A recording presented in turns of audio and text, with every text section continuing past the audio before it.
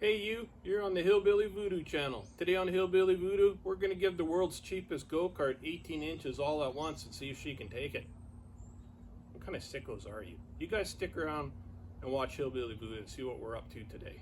Now for all you freaks out there, we're not going to give it 18 inches all at once. We gave it 18 inches in the back last time, and now we're going to give it 18 inches in the front. Now what the hell am I talking about? Well, we're turning our world's cheapest go-kart, this 88 Ford F-250, into the world's cheapest monster truck. As you can see, last time we put an 18-inch HillBilly lift in the back end. Now today we're going to have to try to figure out how we're going to get an 18-inch HillBilly lift in the front end. Now when I say that this is a go-kart, why do I say it's a go-kart? Because it's powered with a go-kart engine. Yeah, that's right. So far into this project, including the truck, which we paid $100 for, we have sold various parts off of the truck. We are into this project with the welding gas, the welding wire, cut-off wheels, and all that stuff. We are still plus $50. Yeah, that's right, $50. And I do have some other parts that need to be sold still, so that price might go up here a little bit. Now, what do we got to do today? Well, as you can see, this is not your normal front end on a monster truck. This is a Ford TTB and an F-250 leaf sprung. Ford's goofy TTB front end. We don't have a solid axle, so we're gonna have to figure out how we're gonna lift this, all these brackets and everything that connect all this stuff together, without a solid axle. Now, why aren't we using a solid axle? Because we don't have a solid axle. And here at HillBilly Voodoo, we use what we got to make what we want. Might not be the best things that we're using, but it's what we got. So all that blah blah blah blah blah. The first problem that I have here, I jacked this thing up in the back because the back end was easy. Didn't really have to do a whole lot of climbing around underneath the truck. But the front end, yeah, I got to do a whole lot of climbing around underneath the front end of that truck. And as you can see, I'm not exactly a small guy. Even at 18 inches of lift in the back, I still don't fit underneath that truck. So we're going to have to figure out how we're going to get this front end up enough that I can actually work underneath it. Now normally I would just use my hydraulic helper there, lift the thing up, block it up, and be done with it. I'm not too sure that my hydraulic helper is going to lift the front end of this thing. It lifted the back end fine, but yeah, there's no weight on the back. Not that there's a whole lot of weight on the front, but it is front biased. So what we're going to first try out here is we're going to see if we can lift one corner at a time on the front, jam these blocks under the tire, get it precariously balanced on those blocks, and then we're going to hopefully find the midpoint, the balancing point, somewhere underneath this truck, which I'm hoping is somewhere around the transfer case cross member there. You see underneath there?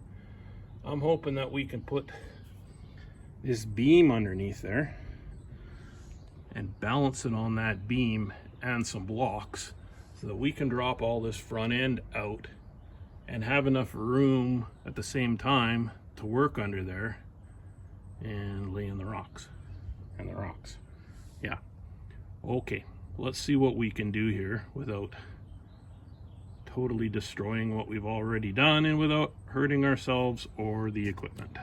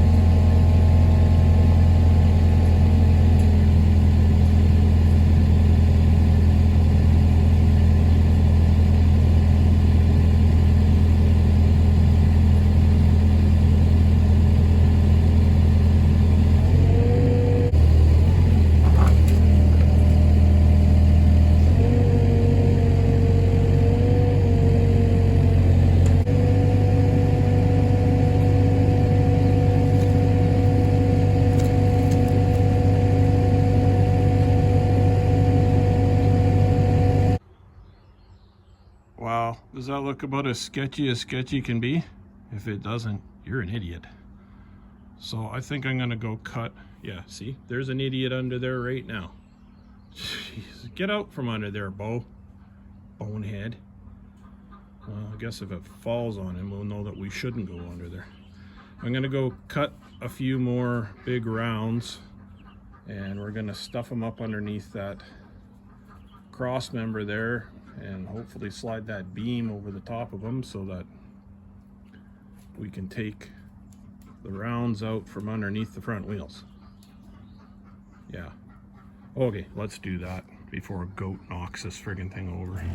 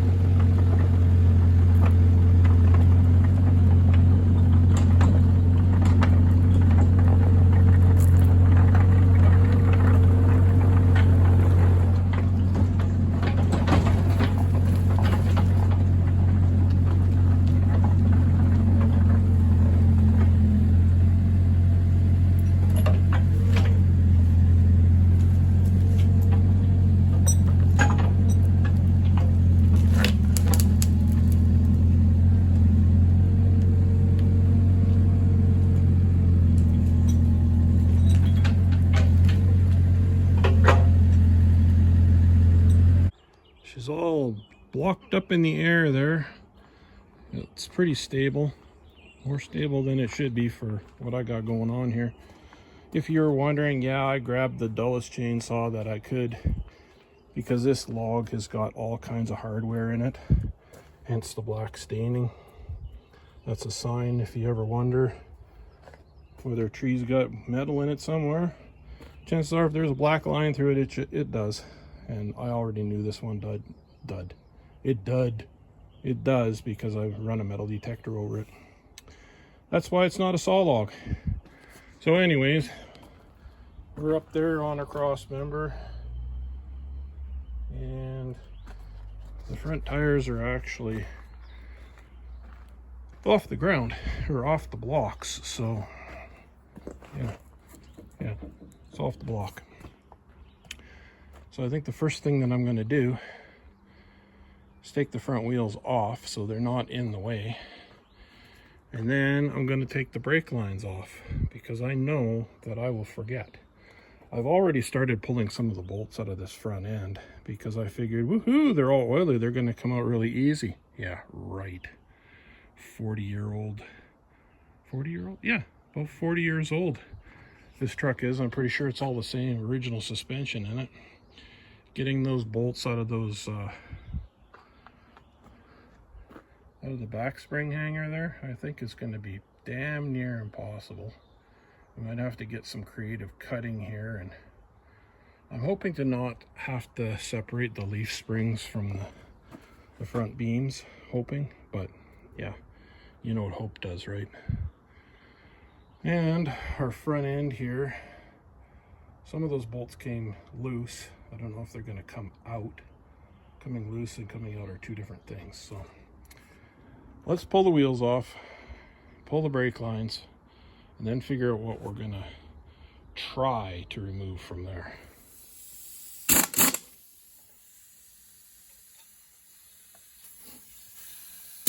You know, sitting here rattling these wheels off with this impact. This impact is probably one of the very first memories I have. I remember my dad purchasing this in the, well, probably the mid-70s when he had his service station. I remember he was so proud of it because it was all shiny and new. And I thought it was the coolest thing ever because it made really neat noises. Yeah. And then he passed it down to me when I started my apprenticeship. That would have been,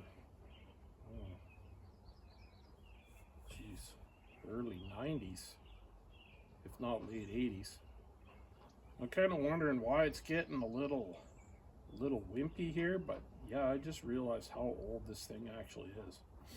This is back when CP actually made tools that weren't junk.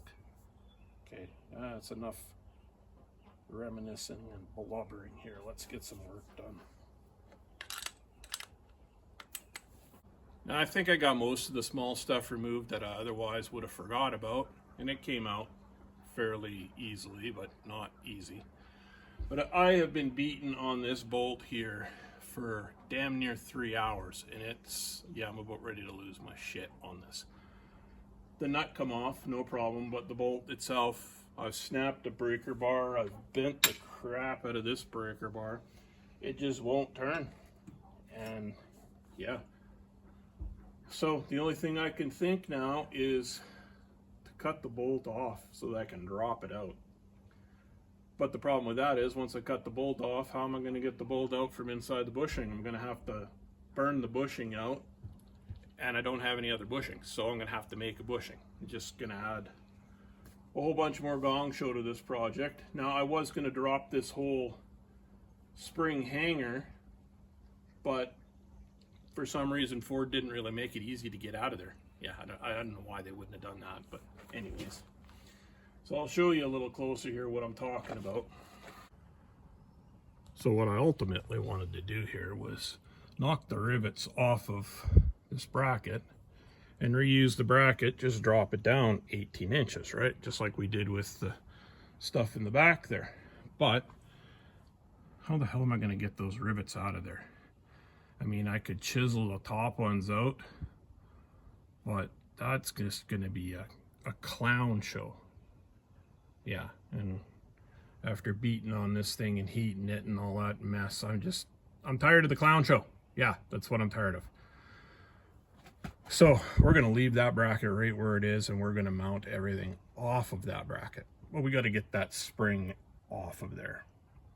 So I'm going to try to get my grinder. First thing I'm going to do is drive a punch in here, or a chisel, spread that out a little bit. I'm going to get my grinder in there. I'm going to cut it off, and then I'm going to try to do the same thing on this side.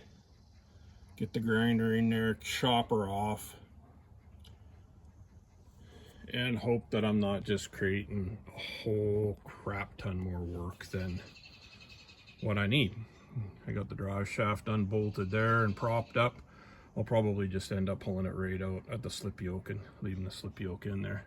But then again, I gotta go over and do that side. And yeah, these bolts have been in here 40 years. I can guarantee that side's just gonna be just as big a clown show. So let's just bite the bullet and chop the damn thing out of there. And yeah, like I say, hope we're not creating a whole bunch of other problems that we don't really want to have to deal with. But we will deal with. Yeah, wah, wah, wah. Boo-hoo-hoo. Let's just do it.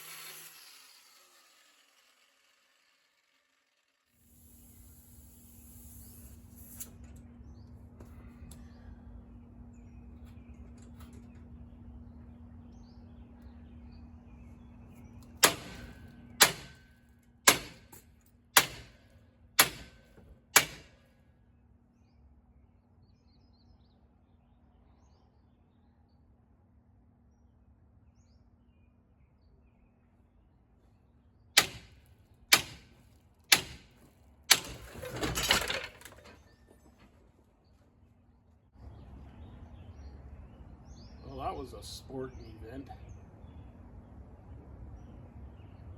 And I'm not talking like a UFC type of sporting event. I'm talking like a rodeo.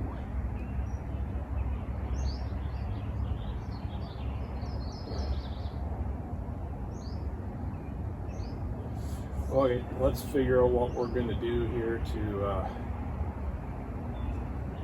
build our brackets.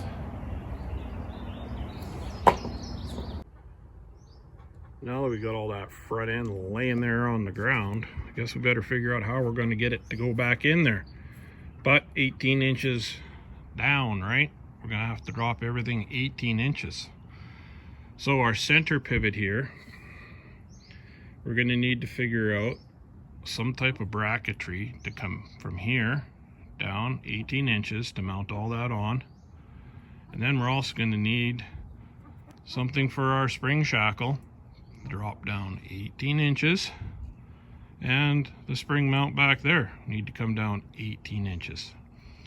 Now we built all the stuff that's in the back out of an old truck frame. Now here at HillBilly Voodoo, we don't purchase anything. We use what we got laying around. You got to use what you got to make what you want. This is all built out of an old truck frame and some old well pipe. So we don't have any more truck frame left. We do have well pipe left, but no more truck frame. So we're gonna have to go hunt around in the piles of ground obtainium. That's all the junk that I got laying around on the ground. We're gonna have to find some materials so we can build our suspension drop, or our suspension. You ever wonder why they call it a suspension lift? You're not lifting the suspension up, you're dropping it down. It's kind of everything's backwards. When you're dropping a truck, you're dropping the truck on the ground, but really you're lowering the suspension, which you're raising the suspension. Yeah, that really confuses me. But anyways, who cares? You know what I'm talking about. We need to build some stuff out of some other stuff. So let's go hunt around in our piles and see what we have. So let's start in the piles that are out in front of the shop here. Now what do we got?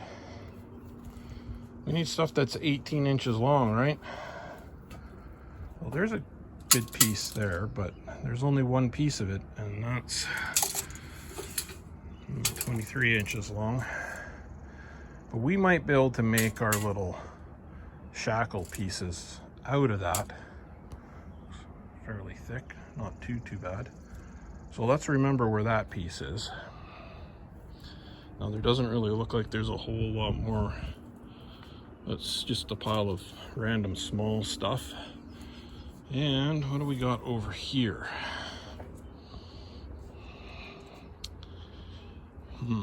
This is all kind of random small stuff too. Like, when I'm saying small, I mean fairly thin. We do have some thicker angle iron there that we can maybe scavenge enough to make our brackets, our little U-shaped brackets for the spring, right? Like to set the spring in. We got some pieces of that frame left that we can use, but I don't see anything that's really 18 inches long here. Anything that's substantial enough. What I'm really concerned with is that center bracket that holds the pivot, because that's going to be the most complicated part.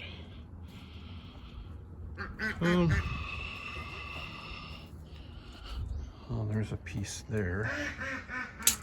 That's not 18 inches long either. Well, let's go check one of the other, or some of the other piles. Yeah, I think we're going to strike out here. Well, let's see what we got in this pile here. Usually some longer, bigger stuff in here. We have what's left of that hitch stuff that we cut off the frame. That's pretty thick and heavy duty, so I'm sure we can use some of that for our brackets. We have an old trailer axle there. Can you see that? Wiggle, wiggle. See the trailer axle there? We can use that. There's definitely 18-inch chunks out of there, so we can use that for our down pieces maybe.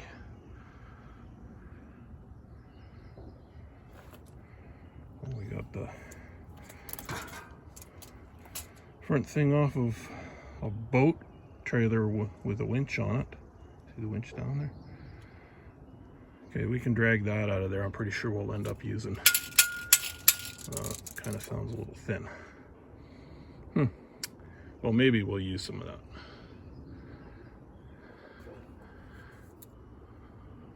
What else we got in there? Yeah, what else you got in there?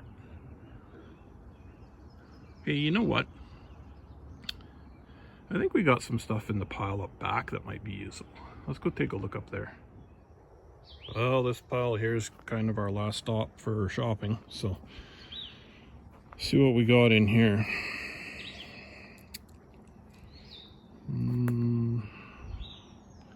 Some good plate steel in that old asphalt roller. And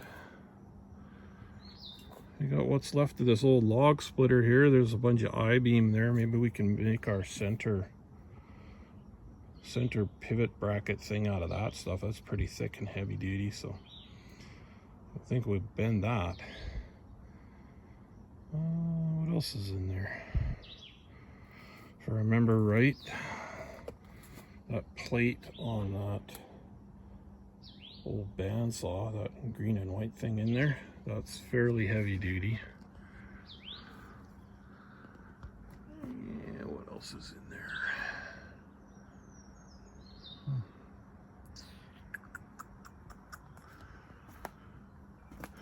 I have the hydraulic helper up here because I was starting to clean up my tree mess from the windstorm, but I didn't really get that far, so we can use the hydraulic helper to pack that log splitter down. And there's some fairly heavy duty pieces of steel there for bracketry if we need it. Maybe while I have the hydraulic helper here, I'll fluff this pile up a little bit and see if there's anything in the bottom here that I'm missing that I forget is there.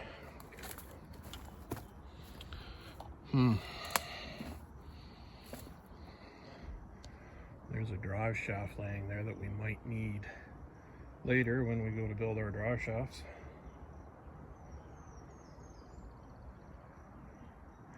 Yeah, we'll take that log splitter for sure. Oh, there's a, I don't know if you can see it down in there, that piece right there. It's a piece of a fifth wheel hitch, so we'll grab that too, because that's fairly heavy channel iron that we can use. Yeah, we'll figure something out with this mess thing here anyways. And if all else fails, then we can come up and cut chunks out of crispy tractor here. I'm sure that we could probably build all the brackets we needed out of this stuff, but it's dirty and I don't want to fight with it right now. I don't know, maybe that's exactly what we should do.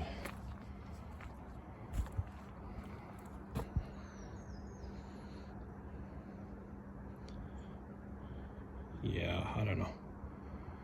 No, let's do with what we got there, and then if all else fails, then we can come and pilfer parts off of this. That sounds like an idea.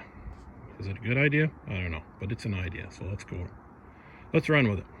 Well, now that we got an idea of what materials we have up there, I've been sitting here thinking about what I've done. Man, you know how many times I've heard that in my life? You just sit there and think about what you've done. Well, guess what? I'm not thinking about what I've done. I'm thinking about what I'm gonna do. And while I'm sitting here staring at the wall, I don't have to look at your ugly face, so I'll be able to concentrate a whole lot more.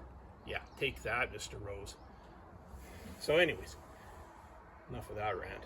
I think I'm gonna go up and grab the front end of that crispy tractor, and we're gonna chop that up. I drug that log splitter down here, and you know, that log splitter could still be used as a log splitter, so maybe I won't chop that up, but maybe I will, I don't know. I'm gonna go up there and grab that front end loader, see if it comes off. I'm pretty sure that I don't have to disconnect any hydraulic lines because they're all burnt off, and as long as the pins come out okay, it should come out fairly easy, and really it'll never be used for a front end loader ever again because it's crispy. So let's go get that metal and we'll see what we can do with it.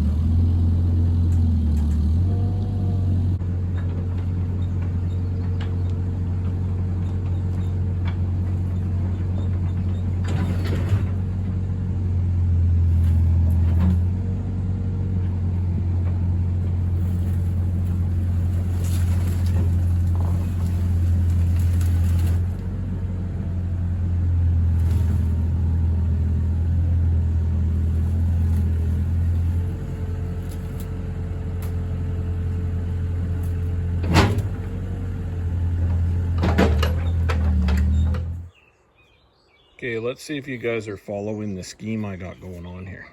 These are the plates, brackets that bolt to the pivot.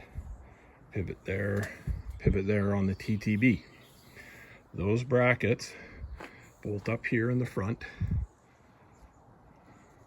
to that cross member there. There's 4 holes where they bolt. Can you see that? Yeah.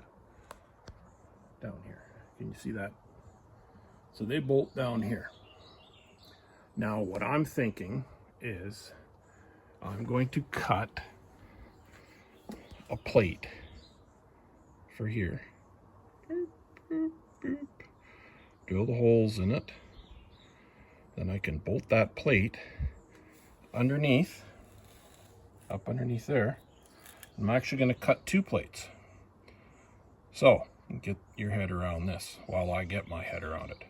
We'll bolt the plate to the bottom of here, up underneath there, and then all we have to do is take a square chunk or anything that we need that's squared off on the end and add it between that plate and the other plate down here that we're gonna rebolt these two, and that will give us our 18 inches of lift, keep everything in the same plane except drop it down 18 inches.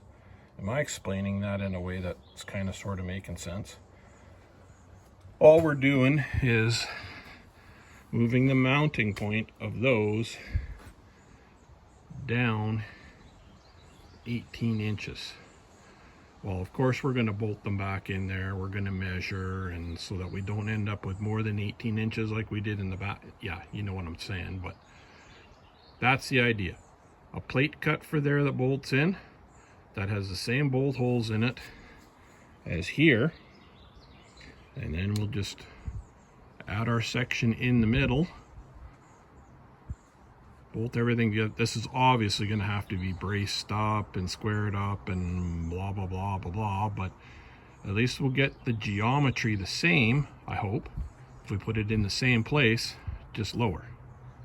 That's my whole theory here. Now whether this is going to work out or not is, yeah, it's totally beyond me.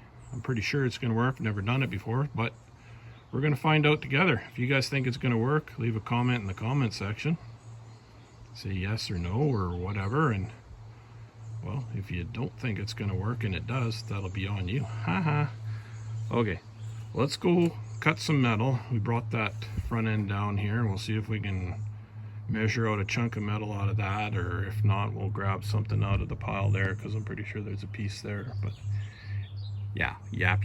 Let's build two plates the same with that bolt pattern in it and see what happens.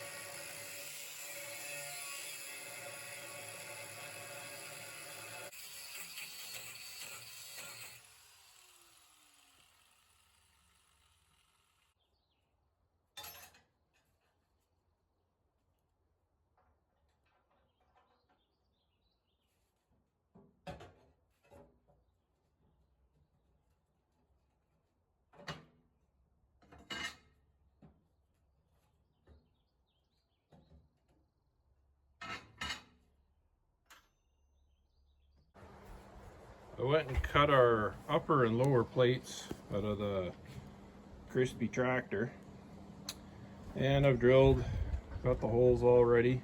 I also cut another chunk out of crispy tractor that I'm going to use to go in between those two plates. But while I was chopping it out, I didn't really realize that it was this weird shape. Yeah, narrower here, wider here. It's not really a square box, so I cut it down the weld. It was like two channels welded together kind of thing. I've cut it down the weld, and I'm going to spread that apart so that this side here is just as wide as that side, and then I'm going to weld a piece in here. So we are working with a square chunk, just hopefully make it a little easier. I got to figure out how I'm going to spread that apart. And hey, I got an idea. Well, just saw right here by our plates, we got an old car jack, scissor jack type thing sitting there. What if we jam that in there and crank it open and see if it'll spread that apart? Yeah, I guess it's worth a try. Well, I'm about to jam this jack in there, but I'm hearing a turkey distress call. And I'm wondering what the hell's trying to eat the turkeys, so I'm gonna go check this out here.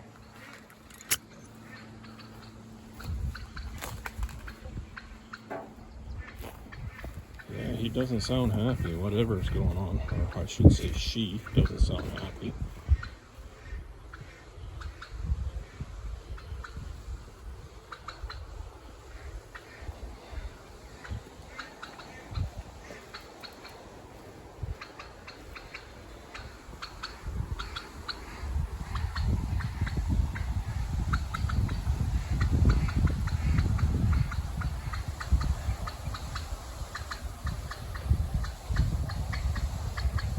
I don't know what's going on over there, but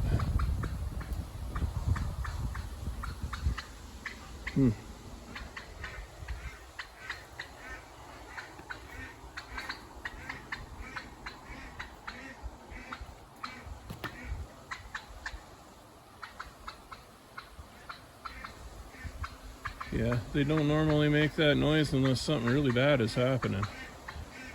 Well, let's go and take a walk and see if maybe it's stuck somewhere or... Yeah. Well, I don't know if you guys can see it up there in the tree, but there's something bugging it. Can you see it moving around up there? Yeah, it's not happy, but I don't see anything down there bugging it, so we'll leave it alone and let her have her freak out. Yeah, it's kind of weird. Okay, let's go back to work. Well, I'm sure some of you are trying to figure out why I'm worried about what's happening to a wild turkey on the outside of my fence. Well, chances are pretty good if there's something trying to get a wild turkey on the outside of my fence, whatever that something is could be coming in on the inside of my fence and hassling my ducks or hassling my goats. And I'd much rather deal with the catastrophe on the outside of the fence than deal with the catastrophe on the inside of the fence, if you know what I mean. Yeah, okay. Let's stuff this jack in here. And I guess the million-dollar question is this jack been laying on the ground long enough that it's seized up, and is it going to spread this apart?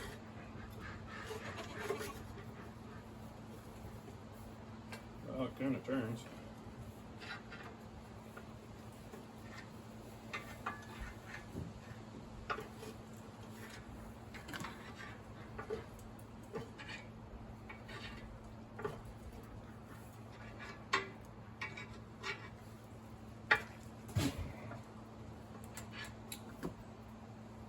Oh, what do we got for a measuring device here?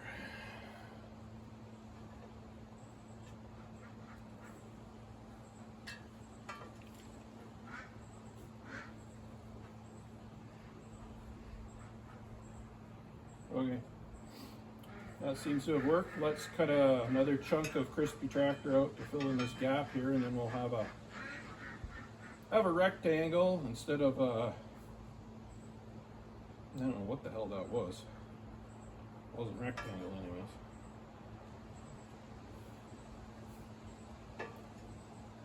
Yeah, that should work. Well, I got a chunk of metal welded into our little drop box there, and the two end plates tacked on. I've cut holes so that you can access the bolt. So we can get a wrench on the back side and get either a nut in there so that we can slide the bolt through. Yeah, you know what I mean, like that. So that'll be bolted up underneath on that cross member. And then these brackets will be on the bottom. This is upside down right now, so we can access those bolts in there.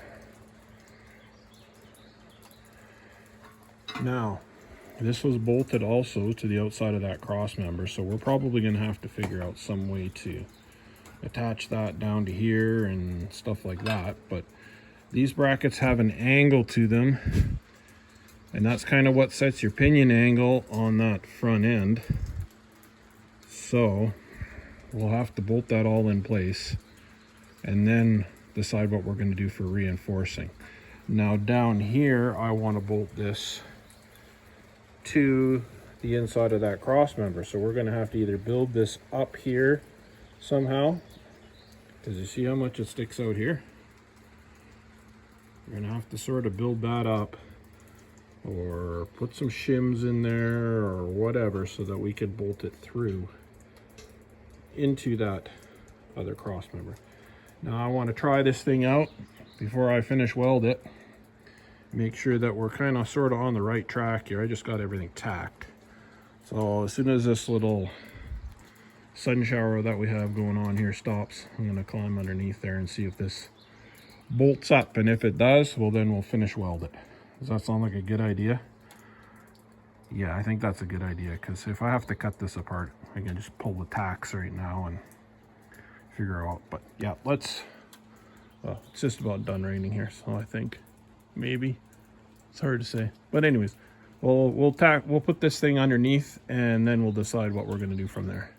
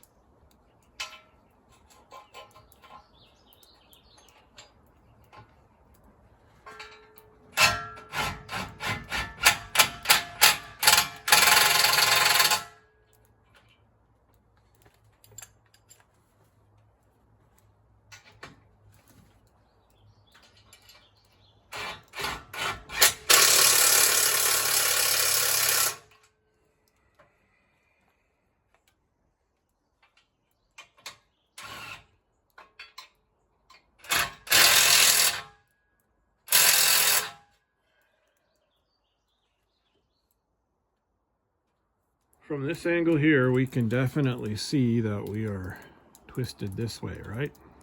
Now, I'm pretty sure that's the way they've built that cross member, to have an angle in it, so that these brackets here that are angled back are straight.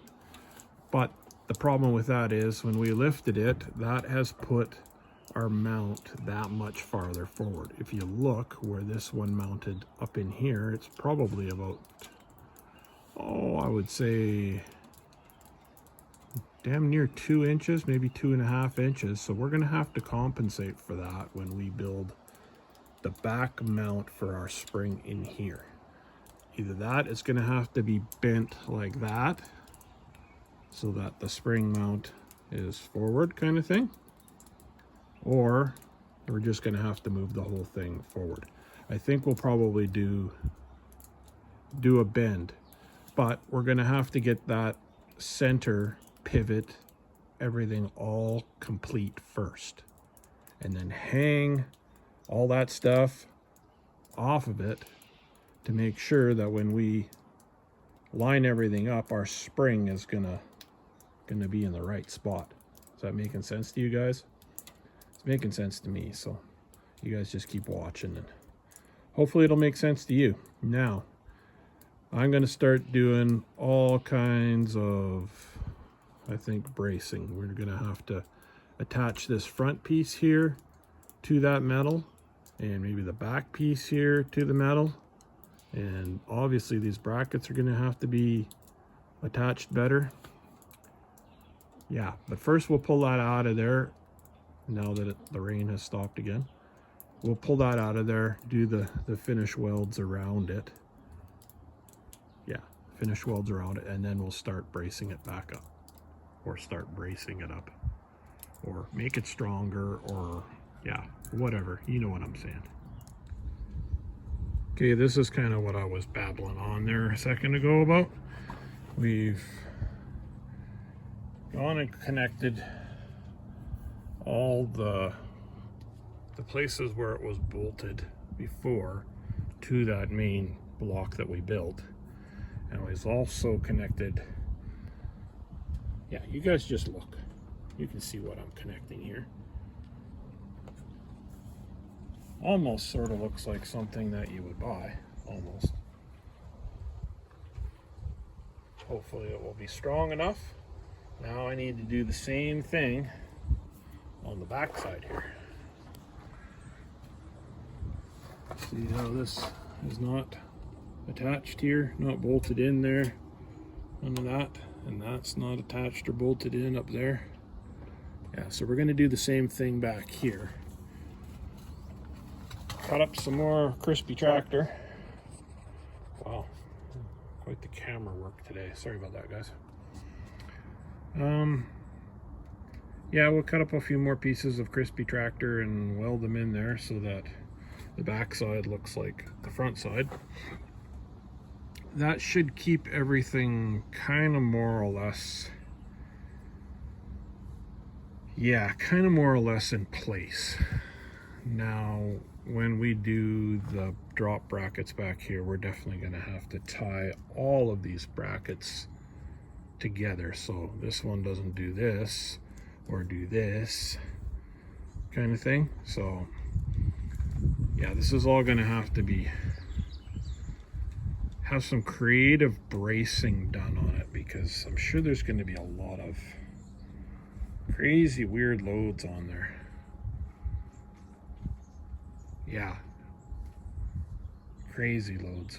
But anyways, you know, I would have had this thing done probably 20 times by now if this was just a solid axle.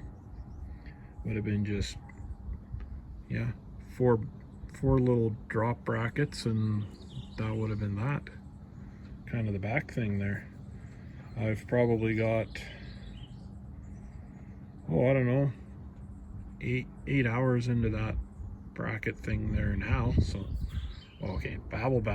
Let's get back to work here and see if we can get the back part done, at least this episode.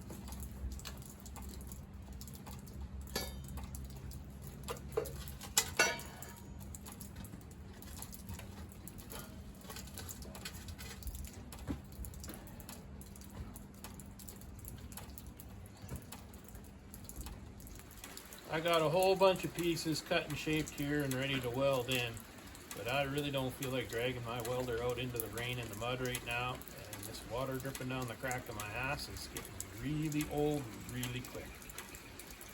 So I think I'm going to leave this video here, and if you're liking this project, you should probably subscribe so you can find it again and figure out how we're going to get all this stuff up underneath here. So until next time, guys, use what you got, make what you want, and I'll see you later. Say bye, Bo.